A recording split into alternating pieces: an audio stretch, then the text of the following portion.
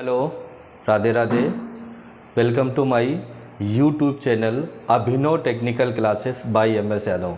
तो हम लोग पीछे क्लास में पार्ट 1 में बेसिक इलेक्ट्रिसिटी पार्ट 1 में इलेक्ट्रिसिटी के बारे में पढ़ा। इलेक्ट्रिसिटी में हमने पढ़े थे दो पार्ट होते हैं, एक वोल्टेज और एक करंट। तो हमने पढ़ा था वोल्टेज क्या होता है, EMF क्या होता है, पोटेंशियल डिफरेंस क्या होता है। तो अगर उस वीडियो को देखना चाहते हैं तो हमारे चैनल पे जाके Abhinav technical classes by MS Yadav search करके part 1 basic electricity part 1 search करके उसको देख सकते हैं। और अगर कोई प्रॉब्लम हो, कोई दिक्कत आ रही हो उसको पढ़ने में, तो हमें कमेंट करके बता सकते हैं। तो उसी के आगे हम लोग करंट पढ़ना था, लेकिन करंट के पढ़ने से पहले हमें कुछ और चीज़ें पढ़नी हैं।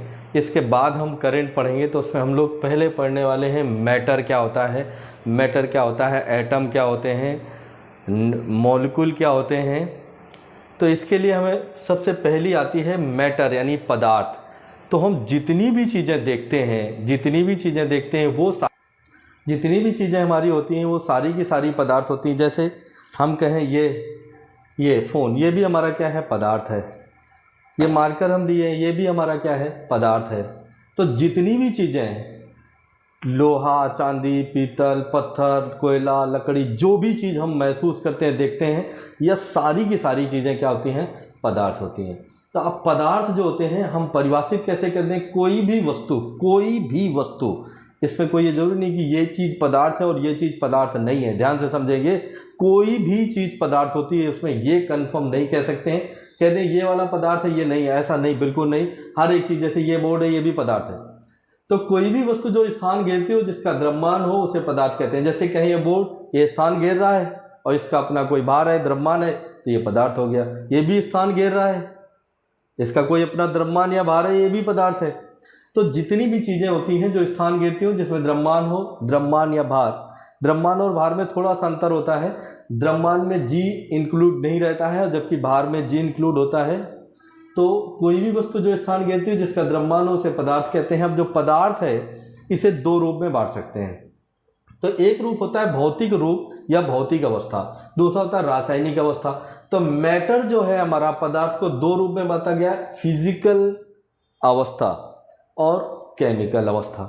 तो फिजिकल रूप या भौतिक अवस्था, रासायनिक अवस्था में क्या है, तो जो फिजिकल अवस्था है उसे हम कैसे कहते हैं, भौतिक अवस्था, जिसे हम अपनी इंद्रियों के द्वारा पहचान सकते हैं, महसूस करते हैं। जैसे हम कहें, टच करके देख सकते हैं, आंखों से देख सकते हैं, ठीक है, नाक से सूंघ सकते हैं।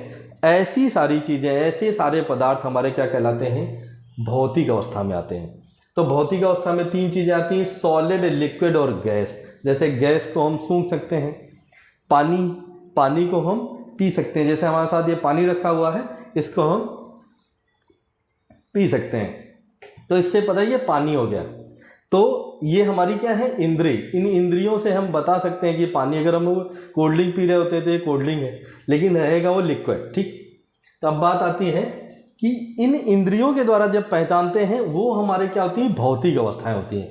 तो भौतिक अवस्था को तीन रूपों में बांटा गया है, सॉलिड, लिक्विड और गैस। जैसे गैस है, तो गैस में बोले ये हाइड्रोजन है, ये नाइट्रोजन, LPG, CNG, LPG बिल्कुल ईजी तरीके से समझ में आ जाएगा। LPG गैस को थोड़ा सा लीक कर दिया तो महक आती है नाक से, तो पता चलता है LPG लीकेज है घर पे। तो ये इंद्रियों के द्वारा महसूस हुआ। तो यहाँ पर इंद्रियों के द्वारा महसूस करते हैं, उसे हम कहते हैं भौतिक रूप या भौतिक अवस्था। इसे तीन रूपों में बांटा गया है, सॉलिड, लिक्विड, गैस, ठोस, द्रव और गैस।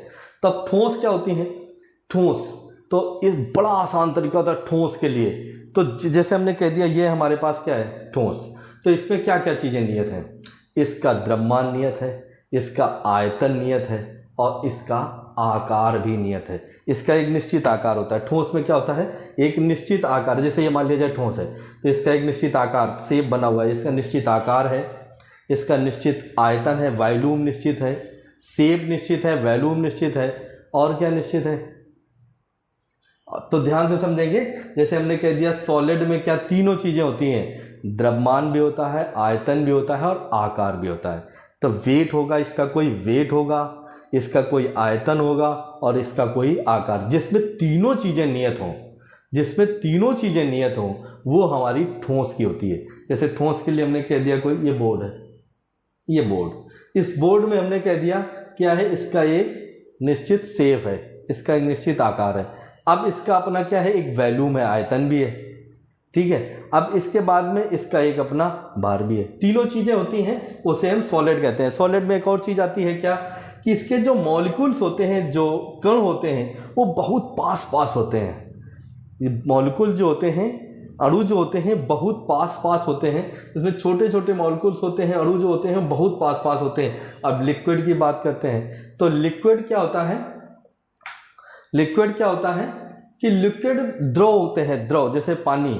तो पानी को में द्रव्यमान तो नियत होता है, पानी का भार नियत होता है, द्रव्यमान नियत होता है, और उसका आयतन नियत होता है, आयतन वही रहेगा, लेकिन उसका आकार निश्चित नहीं होता है, आकार निश्चित नहीं होता है। तो ध्यान से समझेंगे, जैसे हमने कहा हमारे पास ये पानी है, ये भी ग्लास में है पानी, तो इसका आकार कैसा है, ग्लास के आकार का है। इसको इसमें डाल दिया गया तो बोले इसका आयतन वही है, जितना पानी गिलास में था उतना ही कटोरी में पानी है, लेकिन इसका क्या बदला है, आयतन वही है, द्रव्यमान वही है, बदला क्या है, इसका आकार बदल गया, इसका आकार अब दूसरे आकार का हो गया। तो ये जिस बर्तन में रखा जाता है ये उसी का आकार ले लेता है।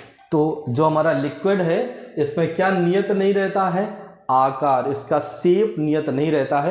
ये जिस पॉट या जिस बर्तन में रखा जाता है ये उसी का आकार, इसी को बड़े बर्तन में डाल दिया जाए, बकेट में डाल दिया जाए गिलास पानी को, तो वो पूरे में फैल जाएगा, उसमें नीचे की तली में। तो क्या पानी एक गिलास से कम रहेगा, नहीं, एक गिलास ही रहेगा, उसका आयतन वही है, उसका द्रव्यमान वही है, लेकिन उसका आकार बदल गया। इसको बोतल में भर दिया जाए, बोतल भी ऐसे हो तो उसका आकार उस तरह से बन जाएगा। तो आकार इसका जो है वो नियत नहीं रहता है, जिस बर्तन में रखा जाता है ये उसी का आकार ले लेता है। अब बात आती है गैस की। तो गैस में केवल एक चीज नियत रहती है, वो है द्रव्यमान।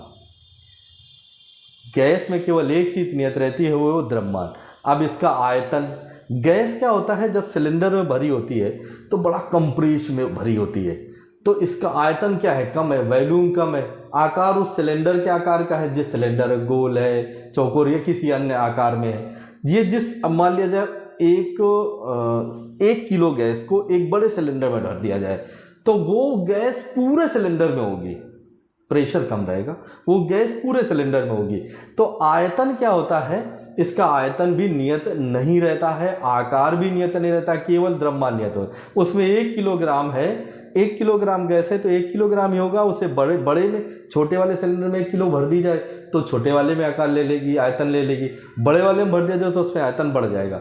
तो यहाँ पर आयतन और आकार नियत नहीं रहता है, केवल द्रव्यमान। तो ध्यान से समझेंगे, सॉलिड में तीनों चीज़ें नियत रहती हैं, लिक्विड में आयतन और द्रव्यमान नियत होता है, गैस में केवल द्रव्यमान नियत होता है। तो ये हम समझ पाए सॉलिड, लिक्विड, गैस। तो सॉलिड में एक चीज़ हमने पढ़ी क्या, इसके मॉलिक्यूल जो होते हैं बहुत पास पास होते हैं, लिक्विड में थोड़ा दूर दूर होते हैं, गैस में बहुत दूर दूर होते हैं, गैस में बहुत दूर दूर होते हैं। तो आगे हम लोग देखेंगे हम बात करेंगे रासायनिक अवस्था में। तो रासायनिक अवस्था में इसे 3 रूप में बांटा जाता है, एलिमेंट, कंपाउंड और मिक्सचर। एलिमेंट, कंपाउंड और मिक्सचर। तो एलिमेंट को तत्व कहते हैं, कंपाउंड को यौगिक कहते हैं और मिश्रण कहते हैं। तो इन तीनों में क्या अंतर है, एलिमेंट किसे कहेंगे, एक ही प्रकार के परमाणुओं से, एक ही प्रकार के परमाणुओं से जब बने पदार्थ होते हैं उन्हें हम तत्व कहते हैं, एलिमेंट कहते हैं। जैसे हम कहें कि हमारा कॉपर है, लोहा है, तो इसमें अगर लोहा और कॉपर को हम अलग करेंगे तो अलग परमाणु, दूसरे कोई परमाणु नहीं मिलेंगे, लोहे के ही परमाणु में टूटेंगे या लोहे के परमाणु से ही जुड़ेंगे कॉपर में। तो इस तरह से हम जब बात करते हैं जैसे ऑक्सीजन, तो इनमें जो तत्व हैं एक ही परमाणु वाले होते हैं, उन्हें हम एलिमेंट कहते हैं।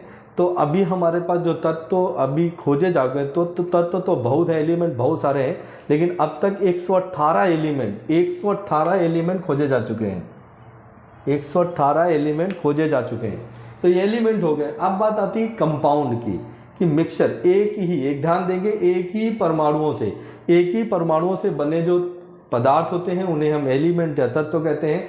दूसरा है कंपाउंड, एक निश्चित मात्रा में, एक निश्चित अनुपात में जब किन्हीं 2 परमाणुओं को मिला दिया जाए एक निश्चित में 2 या 2 से अधिक भी मिला सकते हैं, 3, 4, 5, 10 कुछ भी मिला सकते हैं, 2 या 2 से अधिक परमाणुओं को एक निश्चित अनुपात में मिलाया जाए।